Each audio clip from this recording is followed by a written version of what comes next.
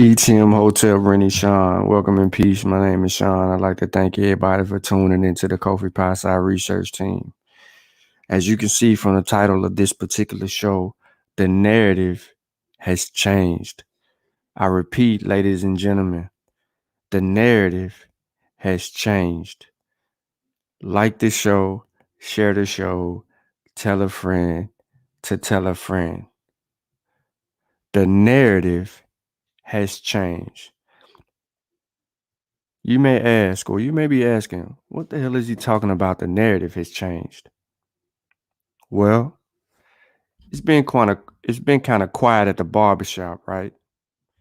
It's been kind of quiet at the barbershop. The psychologists at the barbershop decided to not, continue their conversation until today. However, the noise is doubling down on their ignorance. The noise is doubling down on their ignorance. They're creating another false narrative, right? So now it goes back to it's a whole new point. First, the definition of slavery is still being misrepresented in their mouths and their minds and their mouths. Then they're saying they're throwing in other things to equate into the conversation. See, this is why everybody don't do scholarship. This is when you in the middle of personality worship, or you in the midst of rhetoric. It's no longer about the information, because if it was about the information, from the very onset of what has taken place, historical context would have settled the whole argument from the gate. Instead, three people in particular have drug out the conversation. I've removed myself from any scholastic affiliation with them. I'm not dealing with that. But the narrative has changed. Here's what I mean by that. The initial argument was that Africans traded slaves and had a slave market before a European or an Arab.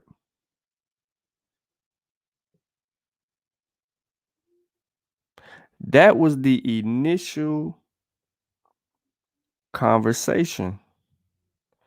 It went from that to they went from that to how slavery was defined over the next couple of days. But they held on to the belief that there was a slave trade and a slave market. All the while, they never defined what slavery was until last Monday. In an attempt to define what slavery was, I believe it was Sheffrin read from Lovejoy's book, trying to define something. In his attempt to define something, he goes by one person's worldview. He didn't go internally and look at African traditions or customs to see how things were defined. He actually assumed it, like he continues to do. However, the funny part about all of this is that they began to be more direct. They started going after Nzinga, but they didn't go after Nzinga's leg. They didn't go after her in a sense, initially in a sense that was scholarship. It was like Queen and Zinga off the table, F that B, F that H. She was this, she was that. They were slandering her. Said she the one sent us over here. Don't none of them have Congolese DNA. The Portuguese was sending over millions of people way before, and Nzinga was involved in a market. This is where historical context comes into play again. There's a 4-part series on this whole conversation on this channel. Yet and still, it's being misrepresented. Now, initially, I was told that they were done talking about it.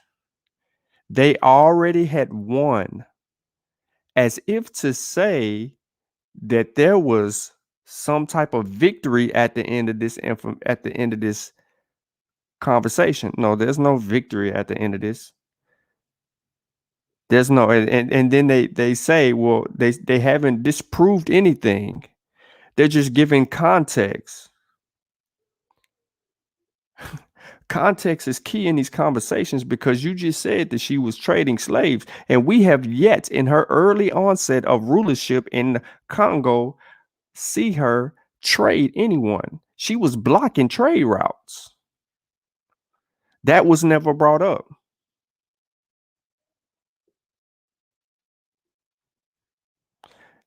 The title of the show says they don't respond when they won. So why are they still talking about it? They don't respond. What up, Lavelle? They don't respond when they won, but they're still talking about it. And today she's still a B. See, this is what I mean by the barbershop talk, right? It's emotional rants. And then, Concrete, you don't watch the shows or listen. And you sit here and say what you tired of listening to, and so much African perspective and this, that, and the third. You don't deal with any of that. I don't even understand where you think you get off at bringing a Saw name up. He's not entertaining you, bro. You don't write books. You don't do anything scholastically at all. The truth of the matter is the way that y'all handled the conversation was very poor. Very poor. It was emotionalism at its best. You play, and then you want to sit here and say, well, we're doing. No, we're actually properly educating people on the subject matter, which is what y'all should have did if you really wanted to have a conversation about participation in the slave trade. And I said this to y'all on 7 shows ago. I said, we can go through and we can walk through and pull this apart. It's not a problem for me. I'm not married to the information. But you was just a tad bit disrespectful. So then I said, okay, it's personal now. So now I'm about to expose you for what you are.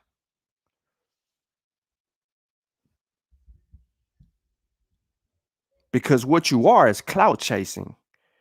In the name of Nzinga, you didn't utilize or use the historical context to bring out some information that says, hey, look, these are the people who were involved or participated in the slave trade. There's no argument about participation. At what point did they participate? Because, like I said again, I'm going to go back to it. You never defined slavery. You never stated one time, not one time, where these slave markets and slave trades was before Arabs or Europeans. We're 10 days into this.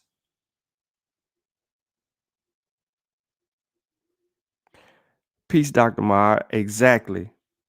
So a lot of what they're saying, and thank you for bringing it out, but a lot of what people are saying, it comes from a place of ignorance. It does. It comes from a place of ignorance. It's not based on sound scholarship or any type of methodology. It's all emotionalism.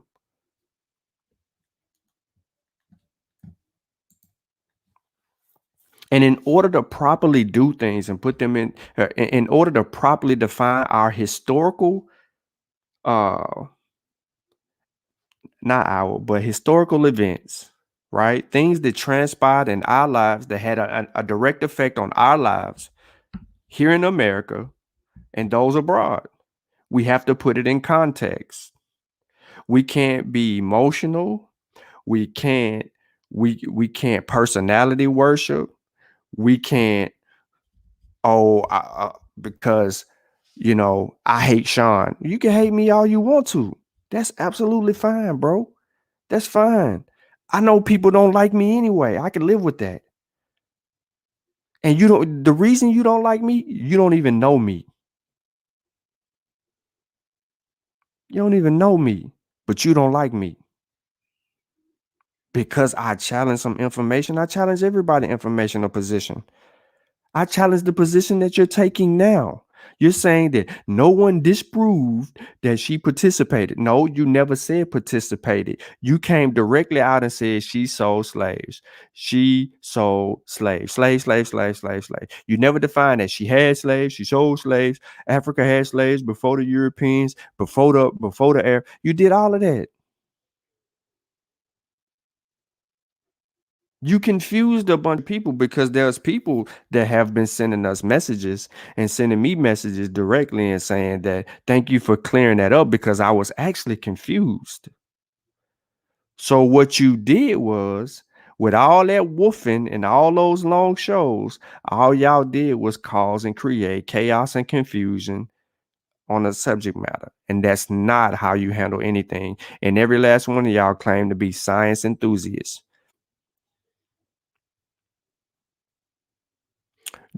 Show me a YouTube channel that sits there and talk about Caesar, Elizabeth, Queen Elizabeth, all these European conquerors and slaves. Show me the Germans demonizing Leopold in their history books or just on their YouTube channels. Show me that. Show me Alexander the Great being belittled on YouTube. Do that for me. Show me Indians on YouTube tearing down the Indians.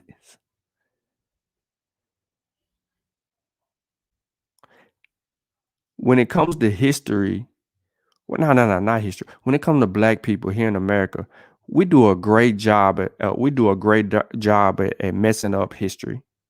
We do a great job at ruining uh, all kinds of things. But when it comes to historical fact, we mess it up all the way, all the time, and it's intentional. We love to demean something. It is wrong for you to appreciate who you are, whether you're black and proud, whether you're African descent, or you've reconnected with your lineage back to the continent in particular, like Dr. Ma'at, where she got a new name and those things. Like, what is wrong with y'all? That you can't sit here and give someone the clarity that is actually required to hone in on making things right. And you double down on the B word several shows and you did it again today.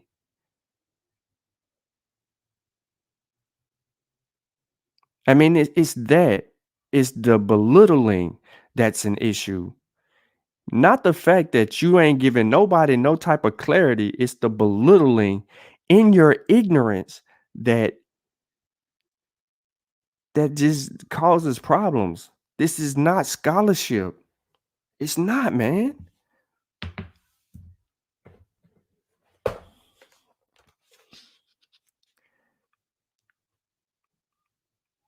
Later this evening, I'm gonna get into part five. I'm gonna go into part five. We're gonna talk about Queen Nzinga's politics, and we're gonna talk about some things that she actually did um, leading up, because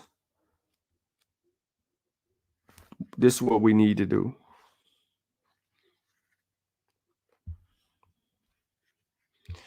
And then after that, the next day, possibly, we're going to talk about warfare and diplomacy.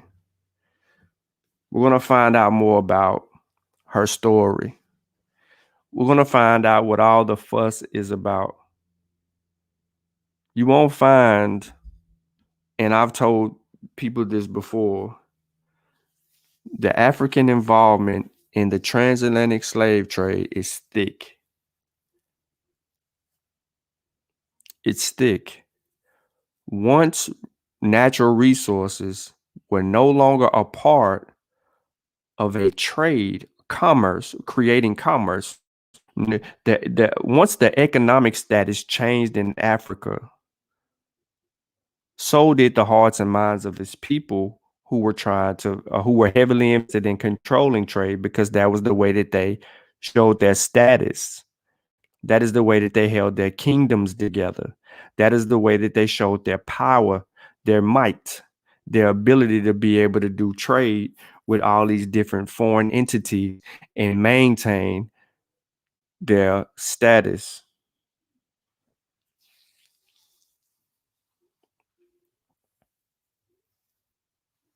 See, Sutek says that they think we mad about being challenged. Um, no, why would we be mad about being challenged? If you're going to challenge something, we need you to be historically accurate. We need context. Y'all say y'all don't write books. Y'all ain't reading on the subject matter. What we gonna be mad for is really a waste of our time. But because you confuse so many people and your audience is broad like that, we would only be right to provide clarity to the conversation. Remember, this is supposed to be a conversation, but it can't be a conversation when y'all ain't at the level to talk. Y'all at the level of disrespect. There's a difference.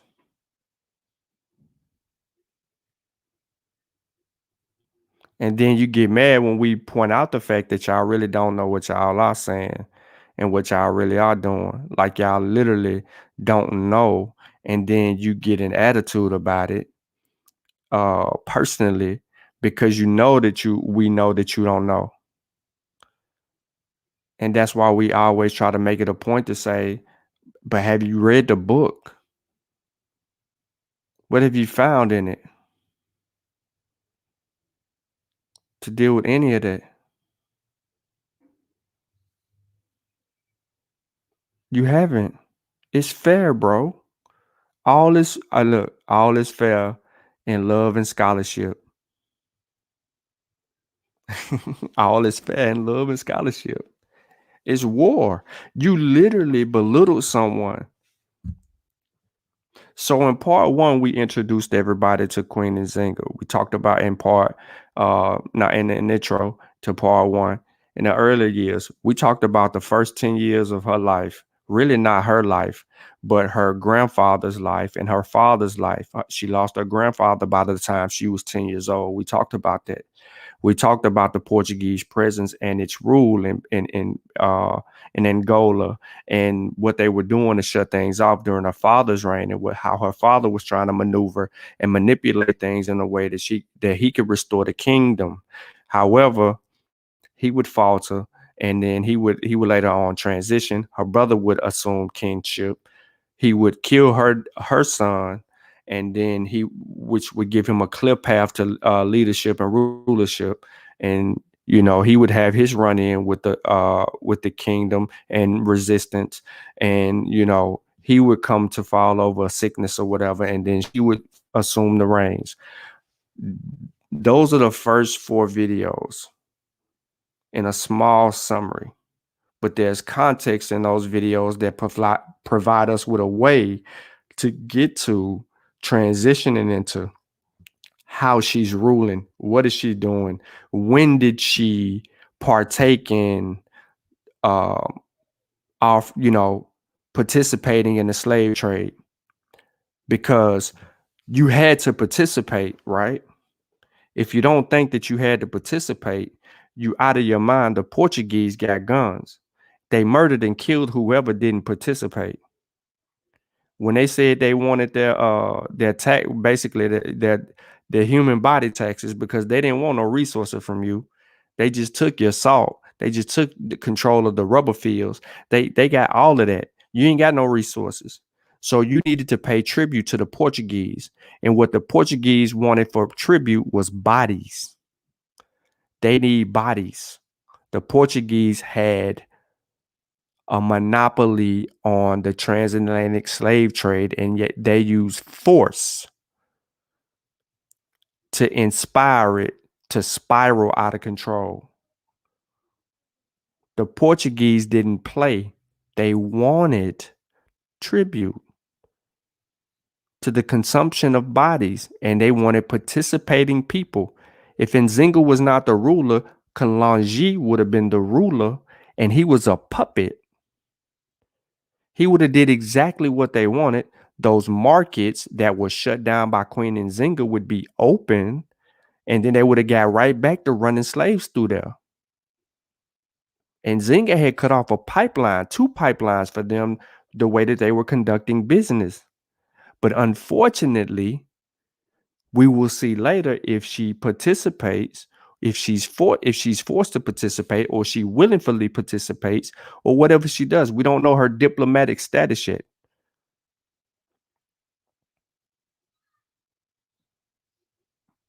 So when you say things like, we don't have to respond, a conversation already over with, and then you're 45 minutes into your show and all you're doing is talking about Sean and Asar and the brothers over there, and I done had enough of this, and you still calling her a bitch and all of those things. What does that say about you? You just realize that you changed the narrative again. You said that there was a slave market and slave routes before a European and an Arab ever touched the continent. That was your initial argument. You moved the argument from that to just generalizing slavery. And then you move your argument from generalizing slavery to bringing up Nzinga. And when you brought up Nzinga, you started doing personal attacks on our character, and assassinating it, and making all these other claims that was emotional wreckage. And you failed to provide historical context. And even more than that, you failed to meet the mark scholastically on the subject matter. You played on people's emotions. You were called out for it. And we still didn't attack you.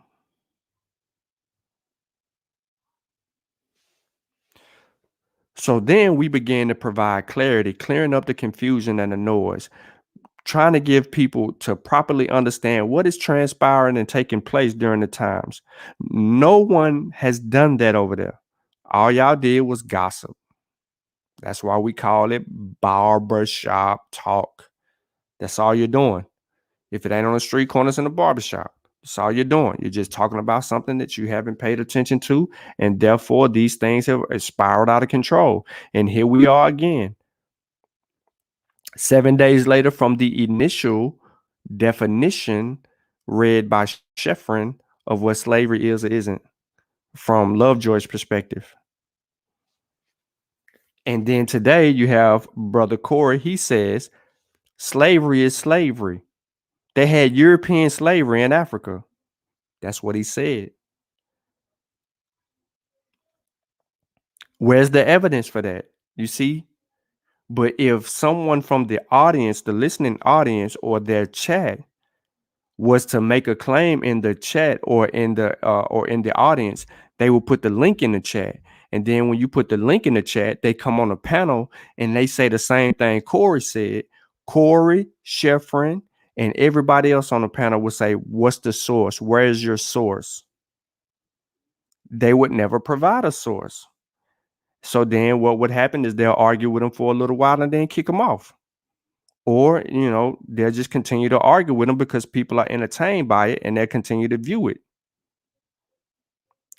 That's not scholarship. So they can sit on their panel, right? It's their show. They can talk about whatever they want to. But they have the right to sit on their show and make claims and never show us one piece of evidence. Not a one. They can just make claim after claim after claim, and they're never challenged because they're all in agreements. They're already listen to me. They're already in agreements before they turn the show on, ladies and gentlemen. You're catching the conversation that has already happened before the live button is hidden by Sheffrin. So they're already in agreements. It's not even a real conversation. It's they tired of texting each other. And so they just gonna start just saying what they saying on a microphone. And y'all gonna tune into it. Straight up freestyle, bro.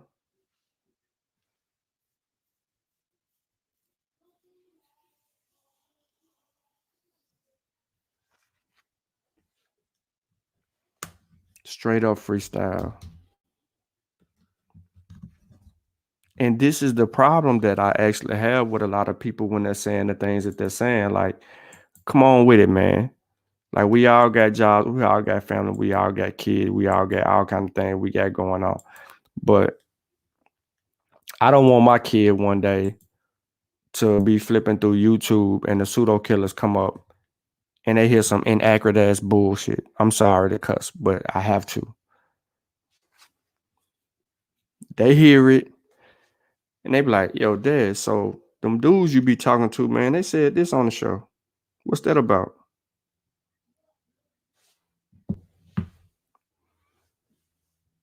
Craziness. Craziness, craziness, craziness. But the narrative has changed again. It's like every new show, a new narrative. We never said that. We actually agree with something. No, you didn't. You ain't never agreed with anything. Because if you agree with something, you owe the lady an apology for calling her a bitch. You owe the lady an apology for calling her a hoe. You owe the lady an apology for challenging her sexuality.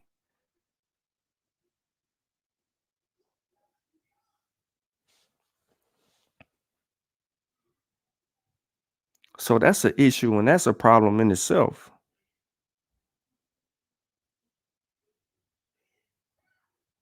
Now is she was an enslaver. See, they don't even know that they don't even know. Look, okay, let me help you out. So the enslavers are also known as pisserines, Krell dominators, puppeteers in different ways of the galaxy, are an intelligent race of other dimensional psychic entity native to the realm of immaterium, similar appearances to hybrids. I'm reading the jellyfish.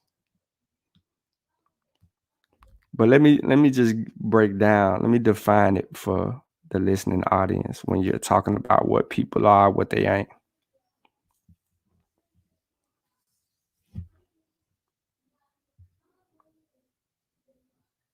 And they're gonna hold their head on this. Spartacus was enslaved by the Romans.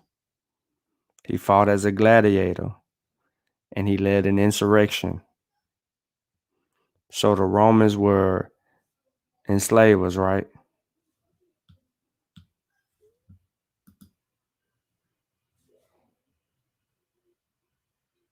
I'm still waiting on the definition of what an enslaver is from them. I'm not going to do it for them. I want them to define it. And then when they define what it is, then you talk about the humanistic ability in a person. Then why is the worldview different from every person?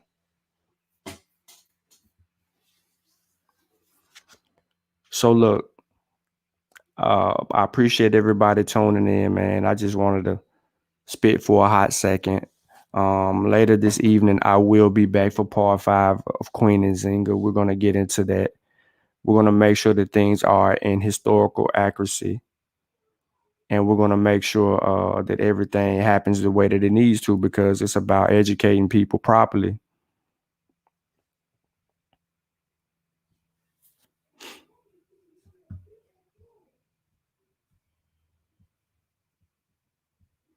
I mean, listen, bro, you called her all kind of names. You changed the narrative 5 times, and then you want to sit here and act like that's not what you did. It is exactly what you did, exactly what you said, and exactly the you behaved in the manner that you did.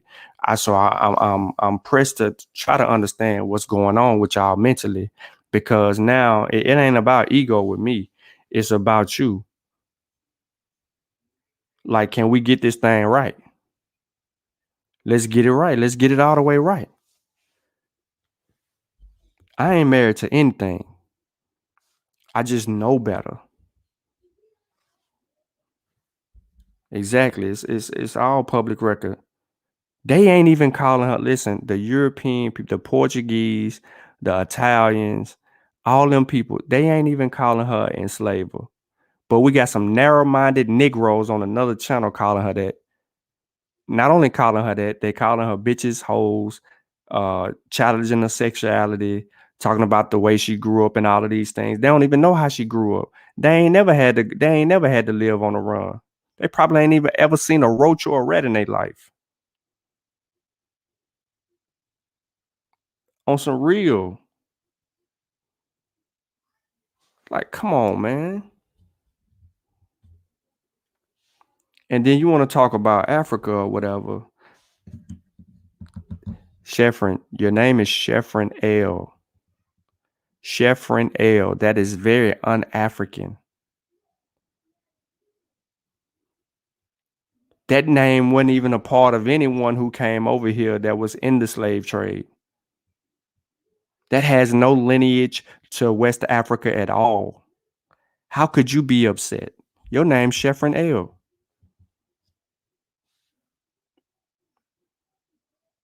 How could you be upset?